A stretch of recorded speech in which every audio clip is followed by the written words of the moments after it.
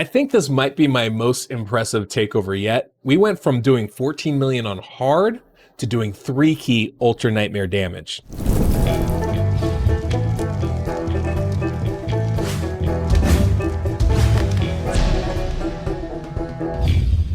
Welcome, I'm the Deadwood Jedi. This is going to be another Raid Shadow Legends video, and I'm really excited about this one. This is a build that I actually showed off a while back when, Demytha first came out. But this is a Unkillable team involving Maneater and Demytha called the High Mythman. Now, if this one kind of went under the radar when I first threw it out there, but I think people are kind of sleeping on this, especially if you're a newer account. And here's the thing, when I get takeovers, almost always, people have plenty of champions, but they don't have the gear to support them. And that's a very common thing, right? All you got to do to get champions is open shards. That's an easy one, right? Pull out the credit card, all the champions you could want. The hard part, though, is getting the gear, because there's not a lot of quick fixes for that. Yeah, you can buy sets, but honestly, you're spending a lot of money, and they're not even offered all that often to be able to catch up quickly that way. What you really need to do is you need to farm. And in order to farm, you have to build your teams up, and that takes time. So there's no quick and dirty way to get the gear for your account to match the champions that you have. So, when people are paying me to have their account worked over and made up, obviously, the champions is probably going to be there, but the gear isn't. And so that's a constant issue. Well, this account that we're going to be looking at today is an especially young account as far as gear goes, right? We just do not have hardly anything with speed on it. It's very, very hard. Plenty of champions, like I was talking about, but just not the gear. Now, even in this account, there's actually not even a ton of champions leveled up to 60. I had to level up, I think, 3 champions in order to make this team work anyway. So it is pretty young as far as the life of the account goes. But I was looking at it and I'm like, oh man, we got Maneater, we have Demytha. I was like, oh, I could do a Myth Air team, but Demytha needs to be like 274 speed. Man, I was like, I don't know if that's going to work. I was even thinking like a budget Unkillable, but on average, most of the champions need to be at least 170 speed. So that was going to be pretty tough. So I was thinking about it and I was like, what can I do? And then I was thinking, well, the best way to do this when you don't have speed in your account is to opt for a slow tune. And what a slow tune is basically is you have a increased speed champion, right? Somebody like High Khatun is a great one because it also brings a nice aura. And then that allows you, because you're having that speed buff, it allows you to run everybody at much slower speeds for the entirety of the fight. And that kind of made it such a simpler build, right? So much easier when you're having to have your champions in like the 120s, 130s, 140 speeds as opposed to 170, 180, 190. And so that's what we opted for. And because of High Khatun with the aura, because of the increased speed buff, and because we have a Demytha who can extend that speed buff, we're actually able to do a fully unkillable team that works for Ultra Nightmare and Nightmare. And that's going to be this one, the High Mythman comp. It's a really cool build. And so I'm really excited to be able to show this to you guys and kind of like, give this a shout out again, because I feel like if you are an early game player, if you're even a mid game player, if you just don't have speed on your account, this is a wonderful option to build an unkillable team. Now, what's the damage potential? It kind of depends. You only have 2 damage dealers, so it can go anywhere up to a 2 key damage, I think, is in that potential there. It's just not going to be super high. Pretty much whatever you could do with a budget unkillable team, you should be able to do with this team damage-wise. So anyway, let's go ahead. I'm going to show you the setup of the team, and then we'll get into the run. And before we do that, I just want to remind you again, go ahead and hit that subscribe button down below, hit that notification bell so that when the next one of these awesome videos comes out, you're not missing out on it. And as always, if you enjoyed today's music, Soundstripe link is below in the pinned comment and description of this video. And if you guys would like an account takeover, you feel free to join my Patreon. There's links on my website for all that. That's where I do all my account work. So you'll find that in the pinned comment description of this video as well as on my website. So let me go ahead and show you guys the team setup that we have here. We've got High Khatun, right? We do want to make sure we prioritize all the skills of these champions. It just helps make sure that nothing goes wrong on the run and the skills are being used at the right time. It's very important. We've got Plarium the Fat here with the, his priority skills. The damage dealer is not nearly as important, but Plarium the Fat, 123 speed, which is pretty crazy. Dracomorph, 122. Maneater here, he's going to go at 245 speed, and then we have Demytha going at 112 speed. Now, like about that priority, you definitely want to have, for champions that have healing in their kits, you definitely need to prioritize their skills, because a lot of times they won't use healing if people aren't hurt, if they have full health, or they will use healing when you don't want them to if they're too low. So champions like Apothecary or Demytha are prime examples of champions that you definitely want to prioritize their skills in this skill setup. Same thing with the speed champions, especially when you have a booster or an extender, right? You want to make sure that you are prioritizing those skills, because a champion like High Khatun or somebody like an Eris, for example, won't always use their skill if everybody already has that buff on them. Now, High Khatun will, because she gets a Terminator boost on top of that and she'll prioritize that, but just to be safe, I always like to prioritize those skills. Now, there's a couple restrictions when it comes to speed that you need to be aware of. One, High Khatun, 119 speed for Ultra Nightmare. On Nightmare, that needs to be 112 or less. And I actually think 110 speed is a perfect speed for her, because remember, we have Faction Guardians. And if you have your Faction Guardian filled up, that's an extra 6 speed. She has a base of 104. So if you just take off 9 speed, you don't have to put anything else back on. Like I have a 9 speed shield on her. That'll take her to 110 speed, and that will work for Nightmare. In the same vein, Demytha here has to be exactly 112 speed. I mean, exactly, with 2 perception sets. No more, no less. No speed on the gear, on the equipment, no substats of speed, but exactly 112 speed with 2 perception sets. It works perfectly. But one of the things with Demytha, if you are going to fully maximize her out, like I did here, it actually screwed me up at one point. I forgot the Faction Guardian was full, and that gave her an extra 6 speed, and that was too much speed, right? Because the Perception Gear is giving her about an extra 5 speed for each one. So I was like, oh, this is too much speed. So you have to make sure that you don't have your Faction Guardian filled when you're using Demytha, and you need 2 perception sets. If you do that, gonna be perfect. Okay, before I show you guys the run, I just want to show you the count that this has, and show you the limitations in the gear, and why I think this is such an amazing comp for people to use if you don't have the gear on your account. Look at what we had here. I have literally the fastest pieces are on the Maneater. It's like the only thing I could do, right? Fast helmet, and I had to glyph it. Fast weapon, and I had to glyph it. Now, admittedly, the flat stat gloves I didn't put on, and what else did I not put on? The flat stat chest piece I didn't put on, but otherwise we have the fastest shield, and we have the fastest chest piece with glyph, right? I mean, it was so hard to gear this guy out. The only thing that's not the fastest is the gloves, and I was able to find some crit rate gloves with like 5 speed or something like that. There's hardly any on this account. It's really amazing. I mean, we're talking about, you know, there's, I don't know how many pieces here. Maybe, I don't like, what is this? 20, these are in lines of 3, right? So 18 pieces you can see on the screen, and most of them are level 11, right? Speed 11, base speed, right? So we have 1, 2, 3, 4, 5, 6, 7 pieces on the entire account that have more than 12 speed on them as a baseline, right? Not counting glyphs. That's incredible. It's so little speed on this account. So I had to really come up with something outside the box in order to make this work. And thankfully, we already had this build, the high Mythman, to be able to use. I mean, there's no gear, right? There's no crit rate stuff. There's no crit damage stuff. I totally threw that all out the window. And I really just tried to get the speed. Thankfully, though, I was able, because we're going at such slow speeds, I was able to put enough crit rate so almost everybody is crit capped and has some decent levels of crit damage, right? And attack. So I'm really happy about this. You guys are going to be interested in seeing the build afterwards, but let's go look at the run, and then we'll check out the builds after. Okay, so this is an almost full auto team, but we do have to manual the first couple turns here. Now, reason why is because we need to make sure that Maneater doesn't use the Unkillable ability at the wrong time. So as we're going through here, pretty much everybody is auto. I have it all kind of set up here, but Maneater and Demytha, we need to change their skills up just slightly. So we started off with Maneater's A1, everybody else kind of using their thing. Now here, if we were going against Spirit Affinity, we would need to block the debuffs, and we would use Maneater's Unkillable ability right here. And that's going to be fine. Demytha will extend it. We would just delay using it 1 turn later on in the fight. But because we don't have to do that, we're not going to do that. And so I'm going to go ahead and use the A1, and this will let us click auto a little bit sooner, basically. High Khatun's going to use their increased speed buff right there. And then Demytha is going to do her extension ability. That's how we're going to start. Now we still have to manual just a little bit more because we need Demytha to use her A1 from this point on. Now everybody else is basically on auto, right? We're gonna use Unkillable ability from Maneater. Draco's gonna go, there goes High Khatun, and Maneater's gonna take another turn here, and this is where, with Demytha, normally she would use her block damage ability, but we're gonna use her A1. And at this point, I can click auto and walk away.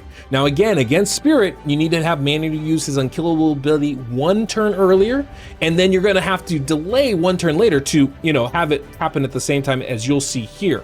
Because we want it to happen at the end of this second turn between the AoEs. And if he uses its ability one turn earlier, he'll use it here one turn earlier, so you just need to adjust that later on. It's the same concept as with the double Maneater builds as well. It's just a slight adjustment we have to do for Spirit Affinity. But as you can see, we are fully unkillable now. We have an almost entirely full debuff bar. And so one of the things we do need to be a little bit careful of is overfilling that debuff bar. That is definitely something that is problematic potentially, and we have to be careful of. But, the poisons should be dropping off from Ferric and the Fat at the right time, so we should have room on the debuff bar for everything to land. That's the idea anyway. How well does it work? I don't know, but that's the idea. There's a couple little things we can do also with Ferric and the Fat to help, delay some of the skills. And so we'll kind of see how it goes, but it should work just fine like this. Ferrican's skills are on like 4-turn cooldown, so it's never going to line up perfectly anyway, so I'm not as worried about that. The big thing we want to make sure happens is that decreased defense and weaken from Draco, that goes out every single time. There's plenty of alternatives here too, right? Obviously you can use Toxic Sets to help, supplement damage dealers, right? A champion like Geomancer would be fantastic instead of Draco, but basically for any of the DPS champions, all you want, decreased defense, weaken, and plenty of poisons. If you can get raw damage too, that's great, but I'm assuming if you're building this team, you don't have the speeds, which means you probably don't have the gear either to get good raw damage out. So you don't have the speeds for a better comp, so you're doing that. But this is a pretty awesome team that can do very easily 3 key Ultra Nightmare damage, and that's what we're gonna see here. So I'll step off screen, you guys enjoy the run. We'll skip towards the end here and come back afterwards, and I'll show you the builds and kind of how remarkable this is.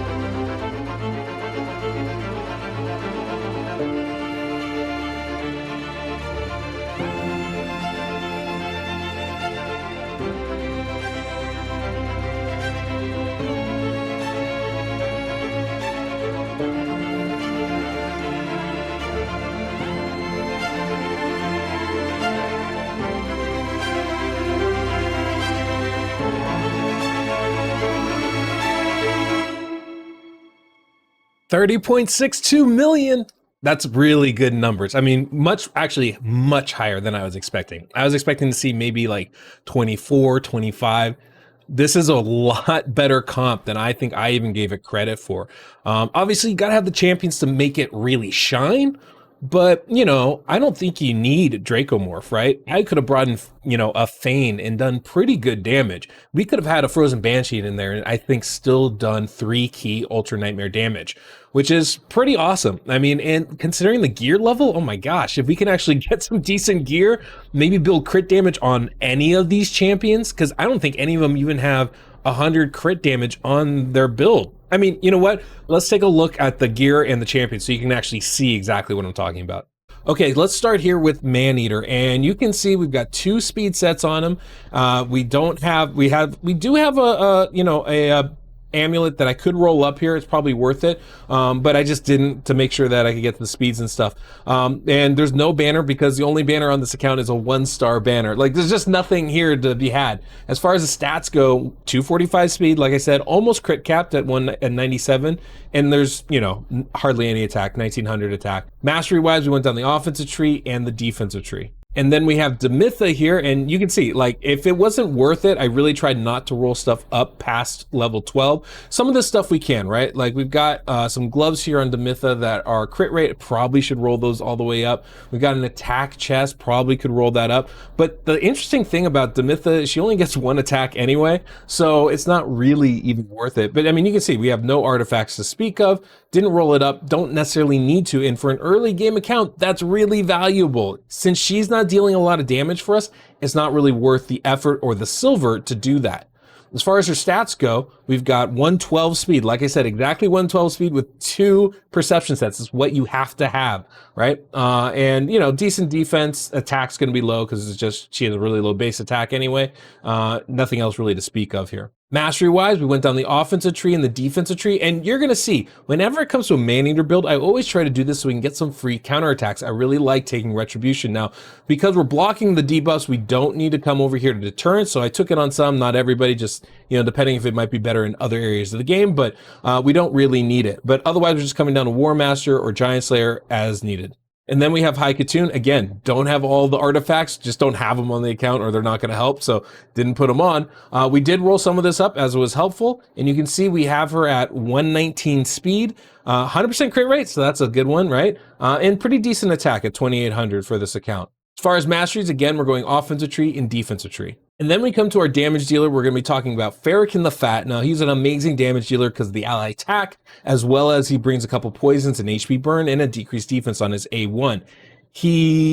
For this slot, because the other DPS we're going to be using is Draco, there's lots of options and ways we could have gone, but I thought Farrakhan the Fat would be a fine choice for us. Ally attack is generally pretty strong, and I really wanted to fill up that debuff bar. Now, as far as his stats go, you can see a lot of accuracy stuff because we want to land those HP burn and those poison debuffs. Got him at 123 speed. This is a pretty precise speed here, so we want to try and keep that. There is a little leeway with the DPS, so as far as the speeds go. 2500 attack, pretty decent. It's a little bit on the low side for sure, but it's what we could do. Not quite crit capped either. Definitely something we want to do in the future, but getting the debuffs to land was going to be our priority here. Now, as far as masteries go, I went down the offensive tree again, but also the support tree. And the reason why I went down the support tree was twofold. One, I want to be able to extend the debuffs that he does land, right? So we went ahead and took Master Hexer. And then I also kind of wanted to extend the buffs that he puts on us because I figured that would help in lasting gifts.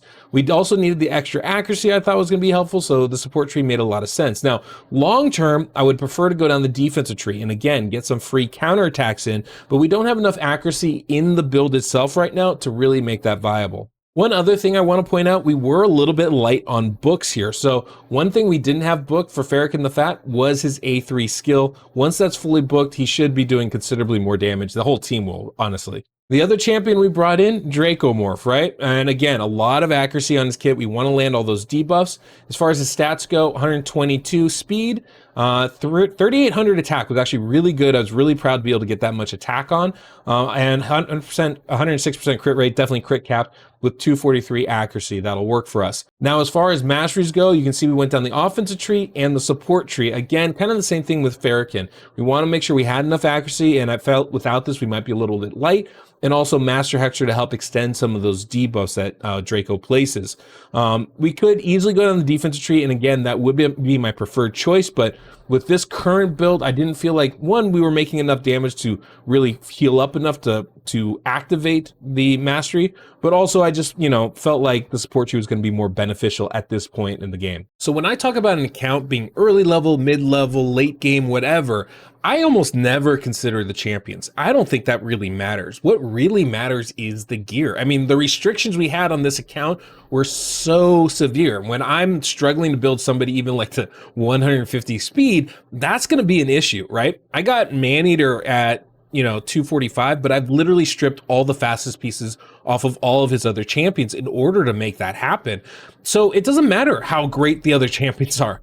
They're not going to be effective if they can't take their turns or go fast enough. It doesn't matter. So when I talk about account level, it's almost always about the dungeons you're doing, the level of gear that you have. And then after that, I think really champions start to make a big difference. Now, don't get me wrong. Good champions can really, give you some nice shortcuts and make the content so much easier in this game. And it's definitely important. But so often I see people with crazy champions like this account has, but not the gear. I mean, this is a pretty early level. We've got, you know, what, 12 champions that are level 60, and I actually leveled up 3 of them on my own to make this team happen. So it's not like, you know, he's crazy far along. And because of the champions he did have, Demytha, Maneater specifically, you know, and High Khatun, we were able to build a really nice clan boss team. But, you know, just kind of understanding that it's really going to be about the gear as far as getting to those next levels, not necessarily about the champions themselves. So there's a pretty cool account takeover, I thought. And the fact that, I mean, Farrakhan's not even fully booked, that's going to skyrocket our damage at least a couple more million. I think this is going to be a 2-key team before too long, just with a little bit more gear on it. It's a really cool comp, and I thought it was really nice to be able to showcase this and show what we can do on an early level account. Oh, I didn't mention this. He was doing 14 million on hard before this. So he took him from hard clan boss team all the way to 3-key Ultra Nightmare with clear potential for 2-key. Pretty cool, right? I mean, it was definitely difficult. Like, obviously, without all those champions, this would have been really hard because we would have had to do some kind of a slow tune. We just didn't have any speed on the account. So make sure that you're farming out there, guys. That's definitely the biggest thing. That's all we got for today. Hopefully you enjoyed this. Don't forget to subscribe. Don't forget to like the video. Hit up that Soundstripe link, that Patreon if you want account work like this. And until next we meet, I'm the Deadwood Jedi.